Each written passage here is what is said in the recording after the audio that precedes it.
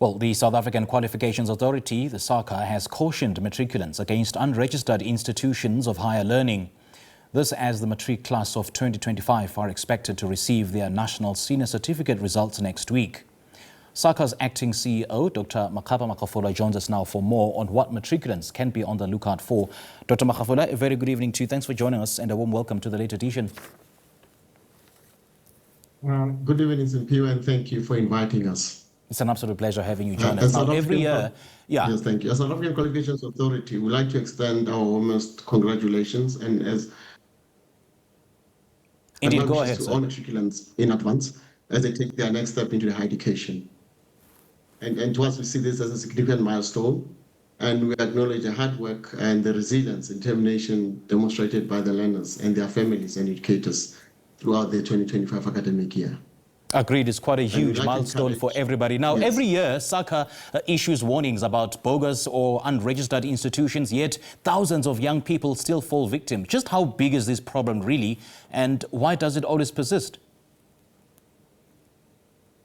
Look, as much as we know that this is a period of hope, excitement, and new beginnings, it's equally a time when learners and parents are most vulnerable to misinformation by unregistered institutions that seek to take advantage of the agency to secure study opportunities.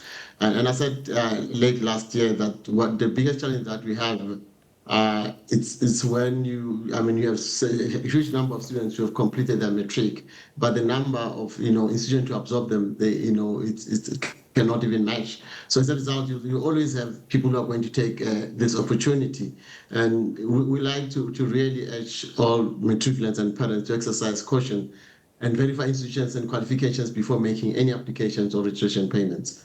So, and thank you for making sure that you allow us the space to be able to touch the greater audience of South Africa. Indeed, indeed. But the biggest, I think you asked the question why this is because, as I say, the demand and supply.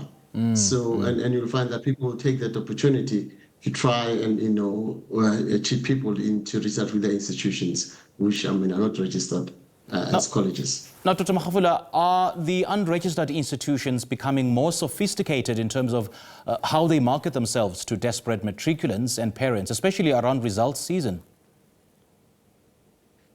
Yes, I think to me is that, like any other thing, people always try to take a chance as well. And one of the, the modus operandi issues around online since post-COVID with some of the online offerings as well. So people tend to utilize the online to try to attract people to enroll for the institution. And indeed, you're going to see those huge numbers. And you'll have those in big cities where most of our students who are coming from villages want to come into your big cities like your Cape Town, Johannesburg, Pretoria, and you'll start to see some of them mushrooming within the city centers. And we tend to be more proactive, like talking to you now. And we started last year, we tend to have some of these engagement with communities as well, to move around to try to make them aware, what is a research institution and what kind of information people need to look for this particular institutions as well. Now, practically speaking, what are some of the clear red flags that matriculants should look out for before enrolling at a college or university? I think the first thing that you have to look at, is issues around unrealistic promises such as, guarantee admission, fast-track degrees or guaranteed employment, or further saying to you, you can offer two in one. You cannot have two qualifications in one.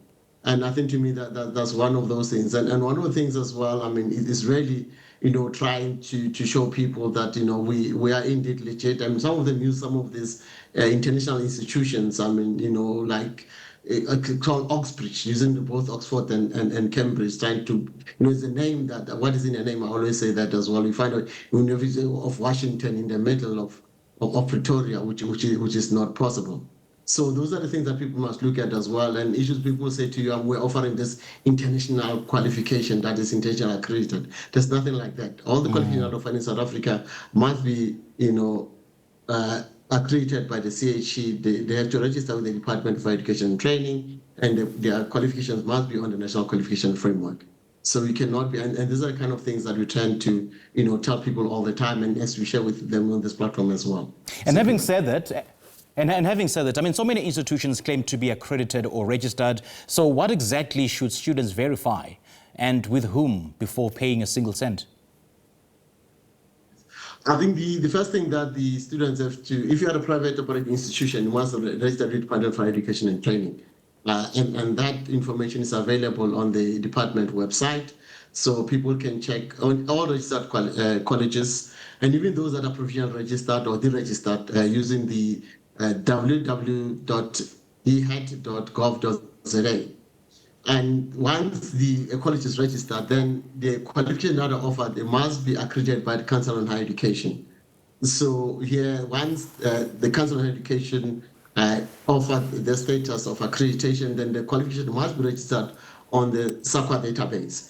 And that information is available as well. And people are free to contact SAQA to check whether the program or qualification are trying to enroll is it indeed on our database, because if that is not available, and you can even ask from the same institution as well, so the parents and the students can be able to ask whether is the college registered, and they have the right to even have access to the registered because it has to be there as you walk into the institution. They must even show, whether they do have. Well, you've just touched on a strange-looking website. Yeah, Dr. Makhafola, the fact that you've just touched on a strange-looking website. Yes, so the question is a professional-looking website or social media presence or celebrity endorsement any guarantee of legitimacy, or can these be deliberately misleading? Isn't it also unfair, Dr. Makhafola, that the burden of verification is placed on, 17 and 18-year-olds, many from poor or rural backgrounds, rather than on the state to protect them? Look, we do all that we can. We have what you call a hashtag, and we have taken NQF to the people. So we are proactive in this matter. We tend to be out there, engaging with schools, engaging with learners, and we are even going to taxi ranks, trying to inform parents and everybody else, because that's how we can do it. We cannot try to burden the learners, but again, we also try to engage with schools as well, try to advise them, and we work with the department very closely. And you'll see us will be marching during the this January, trying to help and support the students as well. We'll be on the streets. So it's important that not only that, even as government, we are proactive in trying to do this, but again, people will try and do all the tricks as well. And as I said, we try all we can. We engage with learners, we engage with parents, we engage with educators as well. And to me, and we require people like yourselves as a media to really help us to expose and really talk about this particular issues that is facing our country. And it's not only in South Africa. This is a global phenomenon as well. All right, Dr. Makhafola, great chatting to you. Thank you so much for joining us. Thank you very much, Mpiwe, and great doing to you. Thank you. Bye. You too. Thank you. Well, as the matric class of 2025 prepares to receive its National Sernior Certificate results next week, the warning from the South African Qualifications Authority is clear. Not every institution advertising higher education opportunities is legitimate. Well, that was SAQA Acting CEO, Dr. Makhapa Makhafola, outlining what prospective students need to look out for before making this critical decision.